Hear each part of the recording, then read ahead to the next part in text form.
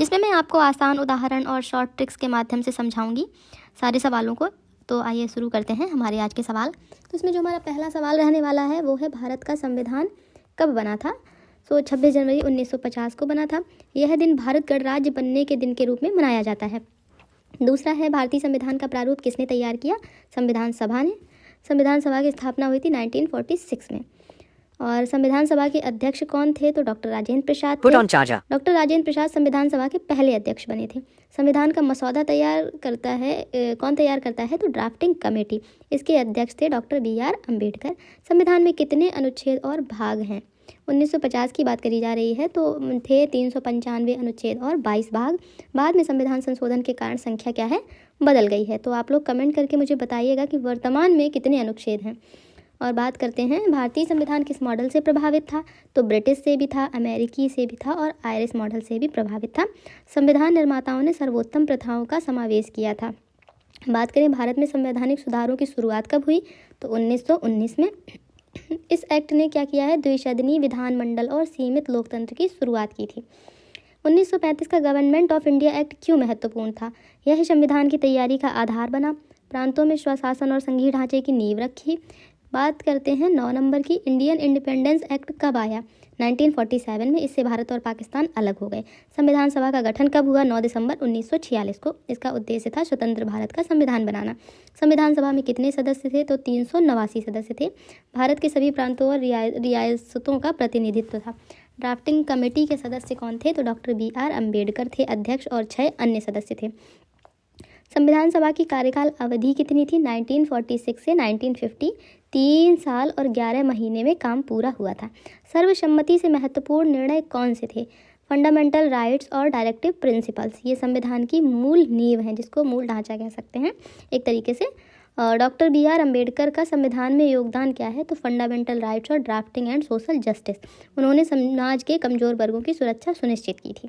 बात करें भारतीय संविधान में कौन सा अमेरिकी तत्व शामिल है? तो फंडामेंटल राइट, जुडिशियल रिव्यू, ये जो है अमेरिका से लिए गए हैं। ब्रिटिश संविधान से कौन सा तत्व लिया गया है? पार्लियामेंट्री सिस्टम लिया गया है। कैबिनेट रेस्पॉन्सिबिलिटी ली गई है, जिसको बोल सकते हैं संसदीय व्यवस्था।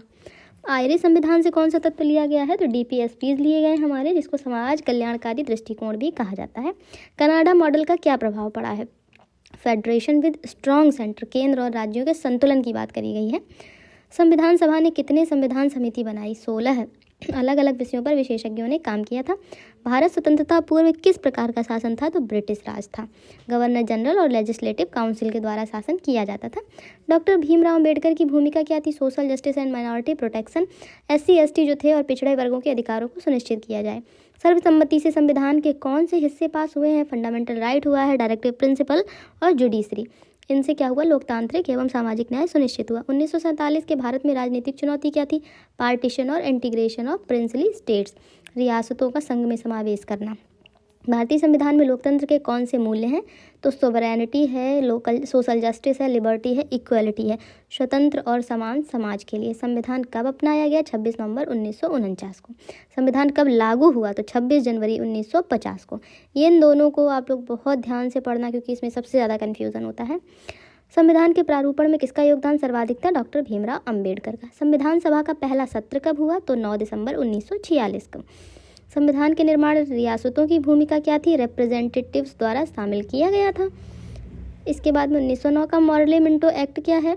लिमिटेड इंडियन रिप्रेजेंटेशन की बात करी गई थी। लेजिस्लेटिव काउंसिल्स में भारतीयों की हिस्सेदारी बढ़ाई गई थी। 1919 का गवर्नमेंट ऑफ इंडिया एक्ट क्या करता है? डायरकी इन प्रोविंसेस, प्रांतों में सीमित स्वशासन की बात की गई थी। 1935 का गवर्नमेंट ऑफ इंडिया एक्ट क्या है? फेडरेशन एंड प्रोविंशियल ऑटोनॉमी, स्वतंत्र भारत के संघीय ढांचे का ये आधार बना था। इंडियन इंडिपेंडेंस एक्ट 1947 का महत्व क्या है? पार्टीशन और सॉवरेन स्टेट्स की स्थापना हुई थी। इंडिया और पाकिस्तान अलग हो गए थे। प्रोविंशियल ऑटोनॉमी किससे मिली है? 1935 के एक्ट से। संविधान की गाइडिंग फिलॉसफी क्या थी? जस्टिस, लिबर्टी, इक्वलिटी, फ्रेटर्निटी, समाजवाद और लोकतंत्र का संतुलन। DPSP का उद्देश्य क्या है? राज्य की नीति में समाज का कल्याण करना। फंडामेंटल राइट का उद्देश्य क्या है? नागरिकों की स्वतंत्रता की सुरक्षा करना। पार्लियामेंट्री सिस्टम क्यों अपनाया गया है? क्योंकि शासन में जवाबदेही सुनिश्चित होती है। जुडिशरी का महत्व क्या है? फंडामेंटल राइट की सुरक्षा करती है जुडिशरी और संविधान की सर्वोच्चता को बनाए रखती है। संविधान का सबसे लंबा अनुच्छेद कौन सा है? आर्टिकल 395। कॉन्स्टिट्यूशन लागू होने तक बदलाव। कॉन्स्टिट्यूशन ड्राफ्टिंग में डॉक्टर राजेंद्र प्रसाद का क्या योगदान था? तो उन्होंने असेंबली की अध्यक्षता की थी। कॉन्स्टिट्यूशन में माइनॉरिटी राइट्स किसने सुनिश्चित किए हैं? तो डॉक्टर भीमराव अंबेडकर ने। संविधान में पार्लियामेंट्री सुप्रीमेसी क्यों नहीं है? क्योंकि जुडिशरी को मजबूत रखा गया है। फेडरलिज्म की प्रेरणा किससे मिली? हमें कनाडा से मिली है। कॉन्स्टिट्यूशन ड्राफ्टिंग में सबसे ज़्यादा समय किसे लगा? तो जो डिबेट्स थे और जो कमिटीज़ की रिपोर्ट्स थी उनमें। इंडियन कॉन्स्टिट्यूशन में सोशल जस्टिस किससे प्रभावित है? डॉक्टर अंबेडकर और आयरिश कॉन्स्टिट्यूशन से। इसके बाद में कॉन्स्टिट्यूशन असेंबली डिबेट में किसका उल्लेखनीय योगदान है? जवाहरलाल नेहरू का, भीमराव अंबेडकर का। भारत गणराज्य क्यों कहा गया? Sovereign and domestic. लास्ट है हिस्टोरिकल बैकग्राउंड का महत्व क्या है? Pre independence acts and debate